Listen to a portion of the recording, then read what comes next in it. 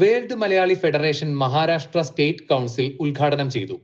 June 14-ന് Navi മുംബൈയിലെ country in ഹോട്ടലിൽ നടന്ന ചടങ്ങിൽ മുൻ കേരള ആഭ്യന്തരമന്ത്രി Ramesh Chennithala world Malayali federation Maharashtra state council ഉദ്ഘാടനം ചെയ്തു. ഡോക്ടർ ഉമ്മൻ ഡേവിഡിന്റെ അധ്യക്ഷതയിൽ നടന്ന ഈ സമ്മേളനത്തിൽ വേൾഡ് മലയാളി ഫെഡറേഷൻ ഗ്ലോബൽ പ്രതിനിധികളും വിവിധ സാമൂഹിക വ്യവസായ മേഖലകളിലെ പ്രമുഖരും പങ്കെടുത്തു. World Malayali federation global chairman doctor J Ratnakumar, global treasurer Tom Jacob, SIDCO chief general manager Geetha Pillai, India commonwealth trade commissioner doctor Varghese Molan, global board of directors അംഗം റിജിൻ ചാലപ്പുറം എന്നിവർ ചടങ്ങിലെ പ്രധാന അതിഥികളായിരുന്നു.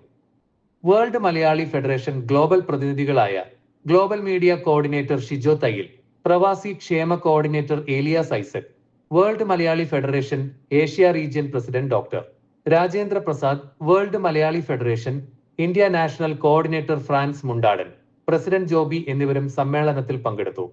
പുതുതായി രൂപീകരിച്ച 34 അംഗ എക്സിക്യൂട്ടീവ് കമ്മിറ്റിയിൽ ഡോക്ടർ റോയ് ജോൺ മാത്യു പ്രസിഡന്റായും ഡൊമിനിക് പോൾ സെക്രട്ടറിയായും ചുമതലയേറ്റു. ഡോക്ടർ ഉമ്മൻ ഡേവിഡിനെ world Malayali federation global chairman, doctor J Ratnakumar മഹാരാഷ്ട്രയുടെ പാട്രണായി നിയമിച്ചു. പ്രവാസി ക്ഷേമം, സംരംഭകത്വം, യുവജന ശാക്തീകരണം, സാംസ്കാരിക സംരക്ഷണം എന്നിവയെ അടിസ്ഥാനമാക്കിയുള്ള നിരവധി പദ്ധതികളും സമ്മേളനത്തിൽ അവതരിപ്പിച്ചു. മഹാരാഷ്ട്രയിലെ വിവിധ ഭാഗങ്ങളിൽ സജീവമായി പ്രവർത്തിക്കുന്ന മലയാളികളെ ഏകോപിപ്പിച്ച് സാമൂഹിക ഇടപെടലുകൾക്ക് നേതൃത്വം നൽകുക എന്നതാണ് പുതിയ കൗൺസിലിന്റെ പ്രധാന ലക്ഷ്യം. ഫെഡറേഷന്റെ പ്രവർത്തനങ്ങൾ മഹാരാഷ്ട്രയിൽ കൂടുതൽ വ്യാപിപ്പിക്കാനും ഈ പുതിയ കമ്മിറ്റി ലക്ഷ്യമിടുന്നു. ഗ്ലോബൽ നേതൃത്വവുമായി ചേർന്ന് സാമൂഹിക സേവന രംഗത്തും പ്രവാസി മലയാളി വികസന പ്രവർത്തനങ്ങളിലും ശക്തമായ ഇടപെടലുകൾ നടത്തുമെന്ന് നേതാക്കൾ ഉറപ്പു നൽകി.